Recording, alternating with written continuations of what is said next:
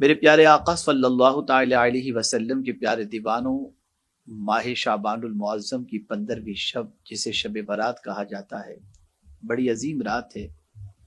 تفصیلی گفتگو انشاءاللہ اس رات سے متعلق اور اس کے اعمال سے متعلق پھر آپ سماعت فرمائیں گے، لیکن آج مطالعے میں ایک دعا میری نظر سے گزری، اور یہ دعا وہ کر رہے تھے جن کو رسول اعظم صلی اللہ علیہ وسلم نے، جن کے بارے میں فرمایا کہ اگر میرے بعد کوئی نبی ہونا ممکن ہوتا تو عمر فاروق ہوتے۔ سیدنا فاروق اعظم رضی اللہ المولا تبارک و تعالیٰ عنہ، جن کو رب قدیر جل جلالہ کے پیارے حبیب صلی اللہ علیہ وسلم نے جنت کی بشارت بھی عطا فرمائی اور ان کی نیکیوں کو آسمان کے تاروں کے برابر بھی فرمایا، زمین پر اپنا وزیر بھی فرمایا، جنتی بھی فرمایا، اس کے باوجود بھی شب برات حضرت عبداللہ ابن مسعود رضی اللہ تعالی عنہ اور سیدنا فاروق اعظم رضی اللہ تعالی عنہ کیا دعا کرتے تھے، ذرا ان دعا کو آپ سماعت فرمائیں۔ میں چاہوں گا کہ اسے اردو ہی کے اندر پیش کروں تاکہ ہمارے سامعین ناظرین اس دعا کو اچھی طریقے سے یاد رکھ کر خوب گریہ وزاری کے ساتھ شب برات بارگاہ صمدیت میں ملتجی ہوں، التجائیں کریں، دعائیں کریں۔ اچھوں کی دعا کی نقل بھی اگر قبول ہو گئی تو اچھوں کی دعا کے صدقے میں اللہ عز و جل ہم سب کو بھی اچھائیاں عطا فرمائے گا۔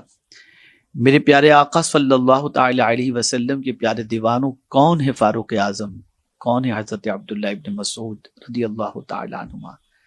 جو رسول اعظم صلی اللہ علیہ وسلم کی اقتداء میں نماز ادا کیا کرتے تھے، جو صبح و شام دن بھر مدینے کے تاجدار ارواحنا فداہ صلی اللہ علیہ وسلم کے روح زیبہ کی زیارت کرتے تھے، جن کو آقا کریم صلی اللہ علیہ وسلم کی صحبت میسر تھی۔ کتنے عظیم تھے وہ لوگ، لیکن اتنی عظمتوں کے ملنے کے باوجود بھی بارگاہ صمدیت میں اس طریقے سے التجا کرنا یہ بتا رہا ہے کہ اللہ عز و جل کی عظمت و طاقت و قوت کے بارے میں وہ اچھی طریقے سے واقفیت رکھتے تھے اور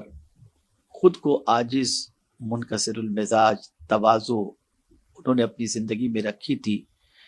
نیکیوں کا نہیں، جنت کا سرٹیفکیٹ پانے کے باوجود بھی ان کی دعاؤں کے الفاظ کیا تھے، اسے آپ سماعت فرمائیں، جس سے ہم جیسے پاپیوں کو، گنہگاروں کو سبق سیکھنے کی ضرورت ہے۔ شب برات حضرت عبداللہ ابن مسعود رضی اللہ تعالی عنہ اور سیدنا فاروق اعظم رضی اللہ تعالی عنہ یوں دعا کرتے، اے اللہ، ہم بہت گنہگار ہیں، اگر اس رات میں ہمارا نام نیک بختوں میں نہیں ہے تو اے اللہ وَاکْتُبْنَا سُعَدَاء، ہمارا نام نیک بختوں میں لکھ دے، ہمارا نام گنہگاروں کی فہرست سے نکال دے، ہمیں نیک بختوں کی فہرست میں ڈال دے۔ اگر پہلے سے ہمارا نام نیک بختوں میں ہے تو اے اللہ اسے برقرار رکھ، ہمیں نیک لوگوں کی فہرست سے نہ نکالنا۔ تو مٹاتا ہے جو چاہتا ہے، تو برقرار رکھتا ہے جو چاہتا ہے، کتاب تیرے دست قدرت میں ہے۔ اللہ اکبر۔ میرے پیارے آقا صلی اللہ علیہ وسلم کے پیارے دیوانوں، وہ جانتے تھے کہ شب برات انسان کے متعلق اللہ عز و جل سب کچھ لکھ دیتا ہے۔ بہت سارے اسرات شقی لکھے جاتے ہیں، بہت سارے اسرات سعید لکھے جاتے ہیں، بہت ساروں کی زندگی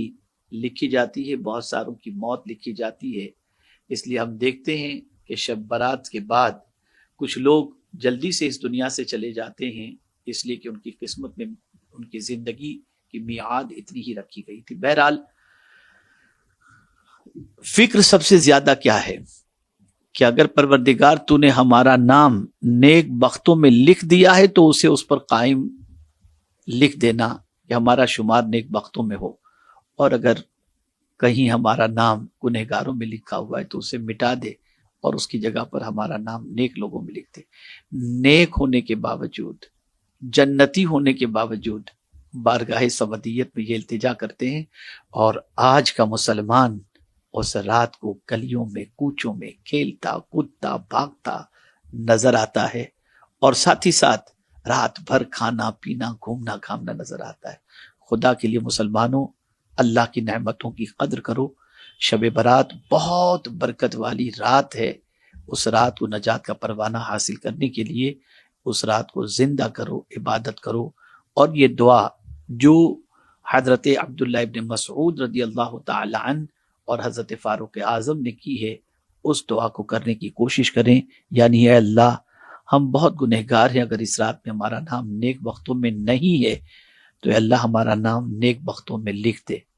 اور ہمارا نام گناہوں کی فہرست سے نکال دے، ہمیں نیک بختوں کی فہرست میں ڈال دے، اور اگر پہلے سے ہمارا نام نیک بختوں میں ہے تو اسے برقرار رکھ، ہمیں نیک لوگوں کی فہرست سے نہ نکالنا۔